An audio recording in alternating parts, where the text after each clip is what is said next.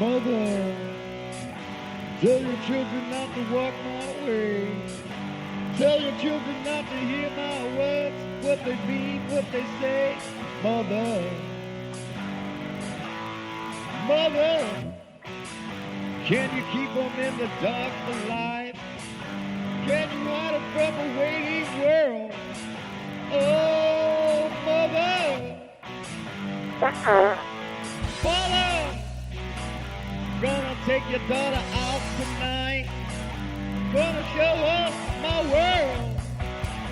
Oh, Mother. You're listening to Privileged White Male Radio. Not about to see your life. A little absent from the podcast here. Just have not had time to get to it with work.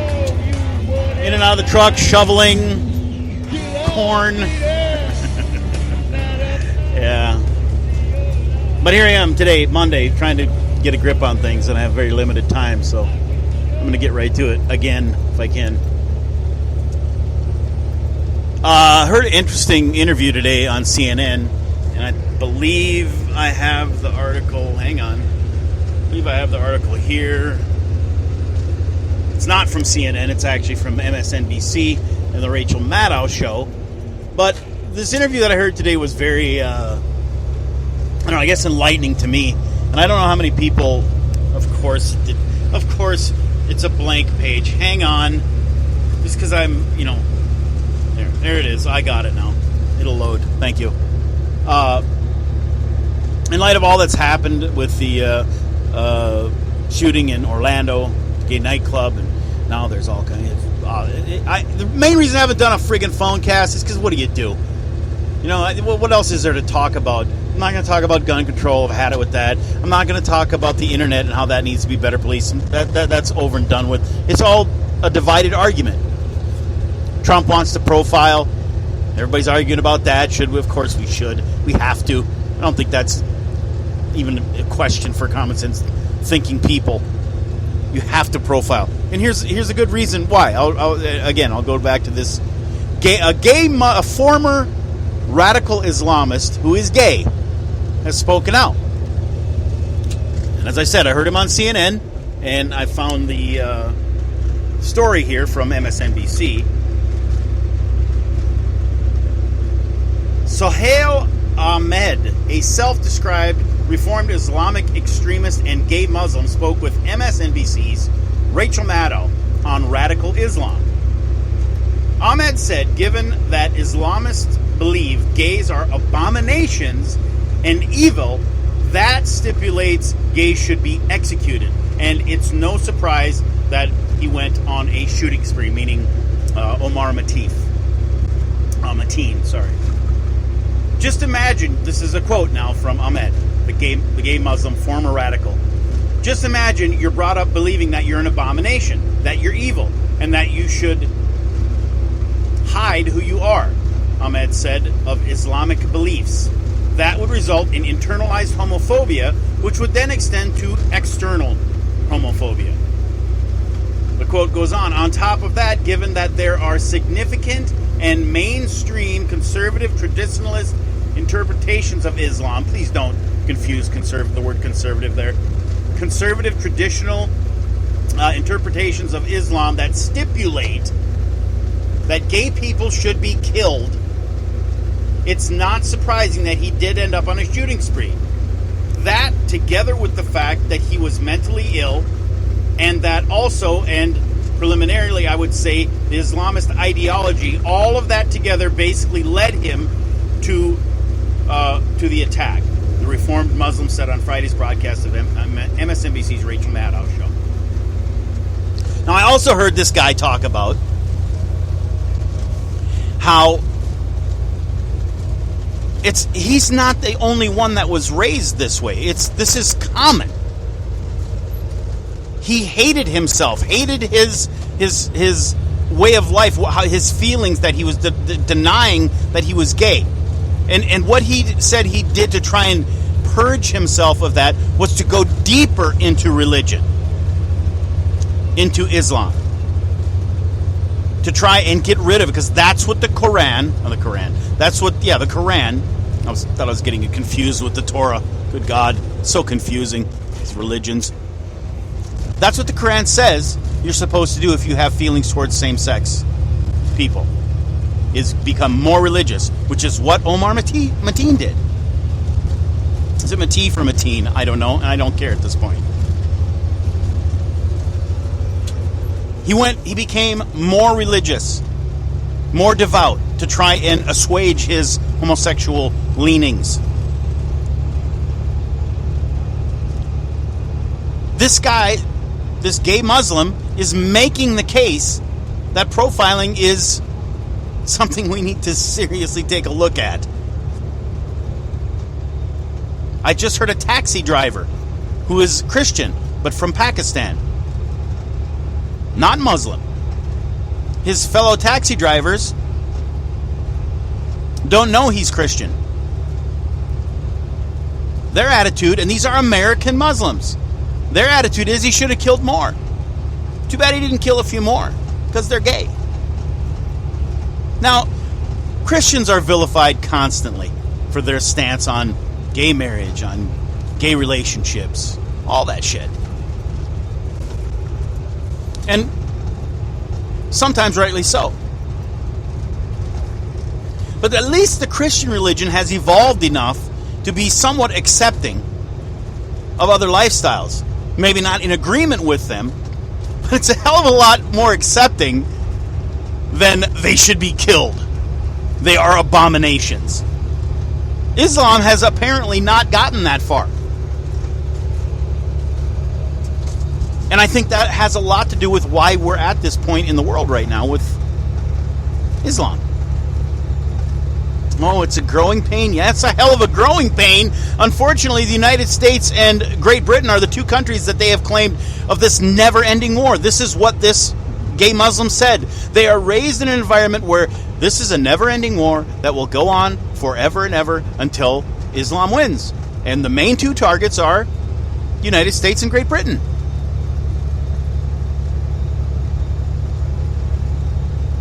This guy was homegrown. This guy was born in America and radicalized. You don't think that there is it? God, yes, some of you people just apparently have no idea how many Muslims there are out there that believe this. And it's not all. Of course not. But this is where the argument comes down and we start to get divided and separated because we can't even come together on what is. We can't even come to terms with what really is, what we're really facing right now. What the world is really facing. No, I'm not sitting here saying you have to run around scared. I'm not saying that at all. But you got to be smart. You got to use your head. Our government as a whole has to start using its head to protect us. After all, that is one of the main functions of our government.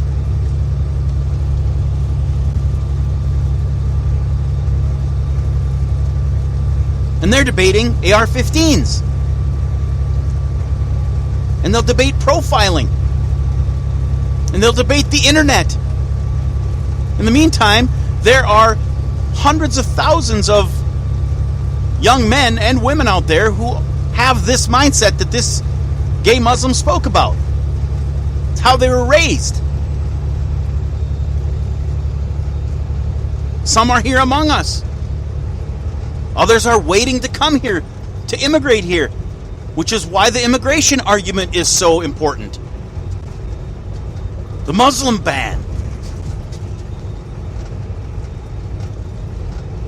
When are we going to get our heads out of our asses? That's what I'd like to know. It's a very simple problem with a very simple solution, most of it. Again, it doesn't solve the entire problem. I'm not saying that. But it seems like it should be much more simple for us to get on the same page together as a country, instead of letting our political ideologies and our religious beliefs or lack thereof continue to divide us and leave a giant gaping hole for people with this mentality to come in and kill our fellow Americans. 50 of them. Okay, 49. 49 dead, 53 injured. Who's to blame? The Republicans, homophobic conservatives. Oh, the liberals are too weak and lily-livered.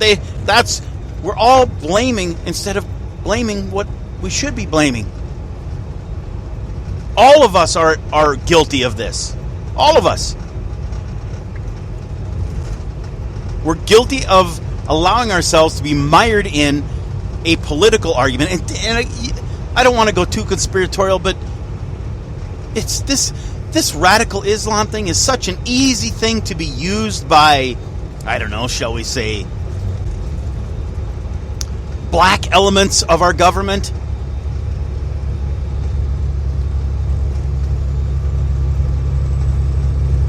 Covert elements of our government that, I don't know, maybe we don't know anything about.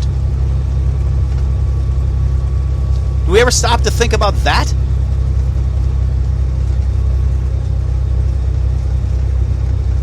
I know I do. And I know I'm sick of being divided. I'm sick of the whole thing, to be honest with you. One of the reasons why I haven't talked about any of it. Because what do you say? It's the same old fucking shit every day. Same arguments. Nothing gets done. And nothing's being done in Congress right now. The fact that we get a somewhat of a debate on guns, and the fact that, hey, if you're on the no-fly list, you probably shouldn't have a gun or be able to purchase one, and that can't even get done.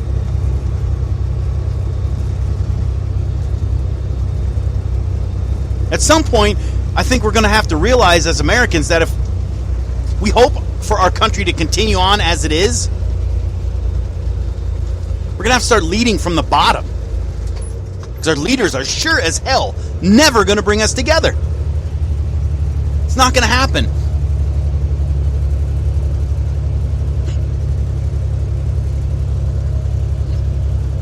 You hear about the grassroots all the time. Grassroots getting together behind a candidate. How about the grassroots get together and let's get our heads together. Let's get past this political divide on a grassroots level. Isn't that possible? Where do I sign up for that?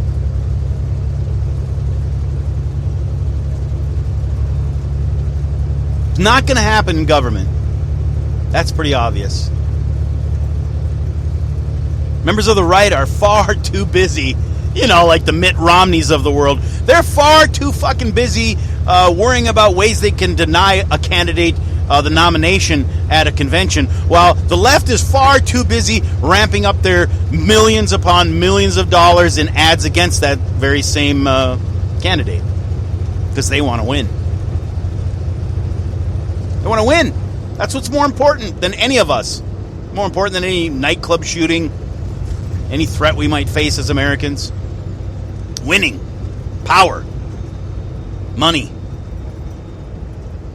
Both the right and the left.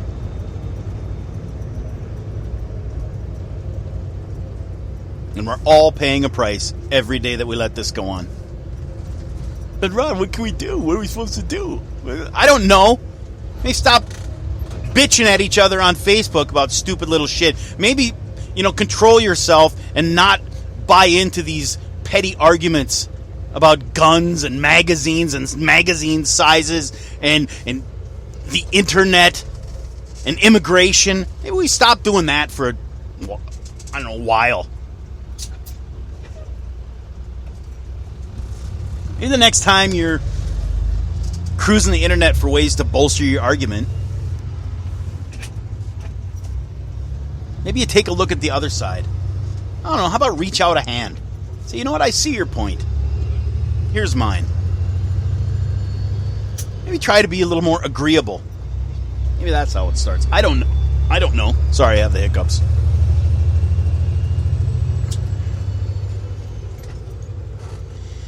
All right. Oh, God. My time is up.